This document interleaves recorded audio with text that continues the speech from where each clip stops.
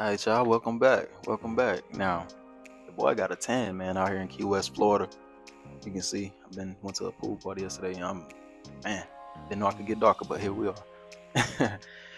Now today, we're gonna go over one of the 48 laws of power. This was the video that I had made last week, but it ended up the audio wasn't working, so couldn't get to put it on there. So we're gonna go Robert Greene, 48 laws of power, concise version, of course. We're gonna go law number 3, and that law is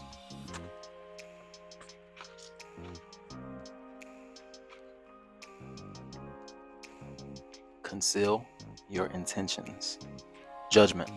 Keep people off balance and in the dark by never revealing the purpose behind your actions. If they have no clue what you are up to, they cannot prepare a defense. Guide them far enough down the wrong path. Envelop them in enough smoke, and by the time they realize your intentions, it will be too late. Sounds devious, huh?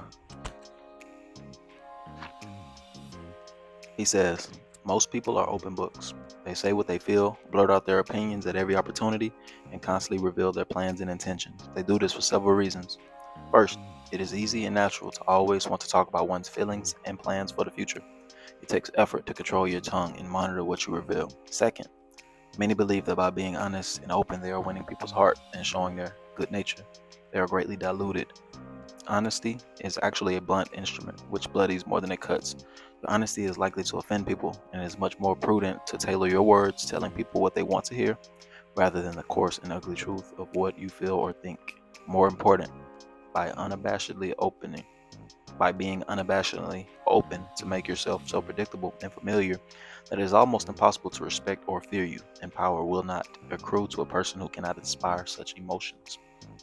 If you yearn for power, quickly lay honesty aside and train yourself in the art of concealing your intentions. Master the art and you will always have the upper hand. Basic to an ability to conceal one's intentions is a simple truth about human nature. Our first instinct is to always trust appearances. We cannot go around doubting the reality of what we see and hear, constantly imagining the appearances conceal something else would exhaust and terrify us. This fact makes it relatively easy to conceal one's intentions. Simply dangle an object you seem to desire, a goal you seem to aim for in front of people, size, and they will take the appearance for reality.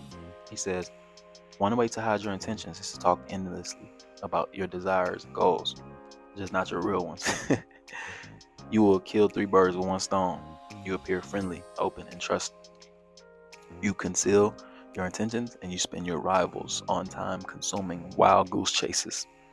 Another powerful tool in throwing people off the scent is false sincerity. People easily mistake sincerity for honesty. Seeming to believe what you say gives your words great weight. This is how Iago deceived and destroyed Othello. Okay, so now he's about to go into this history. I'm not about to read all of that. Blase. Da da da da. He said, once you have lulled people's attention with the familiar, they will not notice the deception being perpetrated behind their backs.